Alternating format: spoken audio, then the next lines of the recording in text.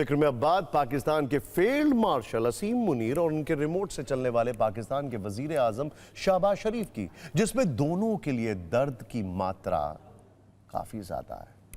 कुछ दिन पहले भारत की ओर से पाकिस्तान पर बयानों वाली कुछ मिसाइलें गिरी थीं, जिसमें चेतावनी दी कि पाकिस्तान को तय करना है उसे भूगोल में रहना है या फिर नहीं। अब इस भूगोल वाले तीर से पाकिस्तान के असीम मुनीर परेशान हैं और यह बेचैनी उन्होंने रावलपिंडी में जनरल हेडक्वार्टर में कार्यक्रम के दौरान दिखाई है। पाकिस्तान के दर्द बढ़ाने वाली एक और वजह है, जिसकी प्रायोजक है भारतीय वायुसेना, जिसने एयरफोर्स डे के मौके पर ऐसा मेन्यू कार्ड तैयार कर दिया जो पाकिस्तान को चुभने वाला है। लेकिन सबसे पहले असीम मुनीर के डर को डिकोड करते हैं और आपको यह बताते हैं कि भारत के भूगोल वाले बयान से मुनीर के मन में किस तरह से सेंसेशंस हो रही हैं, लेकिन ये पिल से कंट्रोल नहीं होंगी। असीम मुनीर ने कोर कमांडर कॉन्फ्रेंस में कहा है कि भूगोल भी भारत को नहीं बचा पाएगा। भारत के किसी हमले का बिना हिचकिचाहट के तुरंत जवाब देंगे। हर हमले की आक्रामक प्रक्रिया पाकिस्तान से होगी और पाक सेना बड़ी मजबूती से भारत को जवाब देगी। लतीफा सुना रहे हैं। हम आपको दिखा दें कि मुनीर की इस हवाई फायरिंग की वजह क्या है। वो कौन से दो बयान हैं जिनकी वजह से मुनीर की बेचैनी का मीटर पूरी स्पीड में भाग रहा है। इस बार भारत देश पूरी तैयारी के साथ है और इस बार वो संयम नहीं रखेगा जो सिंदूर 1.0 में हमने संयम रखा। इस बार हम आगे की कार्रवाई करेंगे और कुछ ऐसी कार्रवाई करेंगे कि हो सकता है पाकिस्तान को सोचना पड़े कि उसे इतिहास में भूगोल में रहना है कि नहीं रहना है।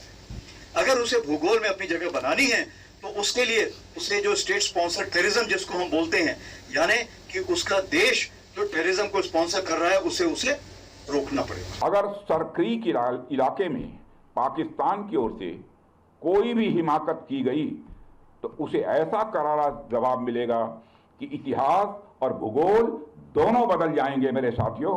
और 1965 की जंग में भारत की सेना ने लाहौर तक पहुंचने का सामर्थ्य भी दिखाया। आज 2025 में पाकिस्तान को याद रखना चाहिए कि कराची का एक रास्ता क्रीक से ही होकर गुजरता है। वैसे पाकिस्तान को भूगोल से मिटा देने की भारत की चेतावनी का असर सिर्फ मुनीर ही नहीं बल्कि शहबाज के मंत्रियों की जुबान पर भी साफ दिखाई दे रहा है। इन्हीं में से एक है पाकिस्तान के विदेश मंत्री ख्वाजा आसिफ, जो इस चिंता में जी रहे हैं कि कहीं भारत से फिर न युद्ध हो जाए। ख्वाजा आसिफ ने कहा कि भारत पाकिस्तान के युद्ध का जोखिम लगातार बना हुआ है, लेकिन अगर जंग की नौबत आती है तो अल्लाह की मर्जी से हम पहले से बेहतर परिणाम हासिल करेंगे इंशाअल्लाह। एक और लतीफा सुना रहे हैं।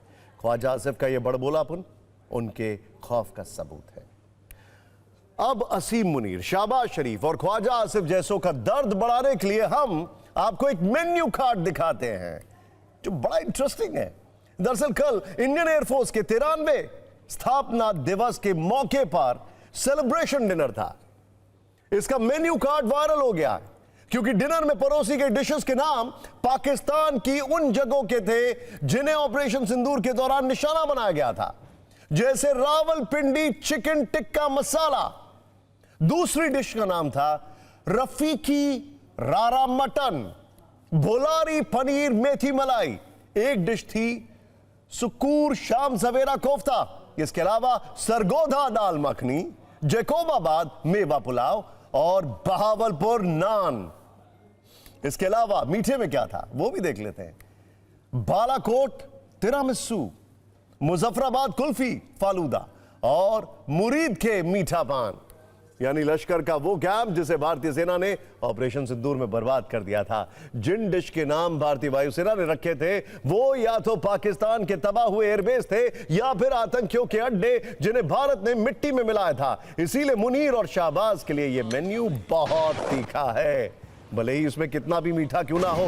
वैसे मुनीर ने भारत के लिए जो सस्ती धमकियों की डिलीवरी की, उस पर पाकिस्तान में कैसे उनकी क्लास लगाई जा रही है ये तो आप जरूर देखें।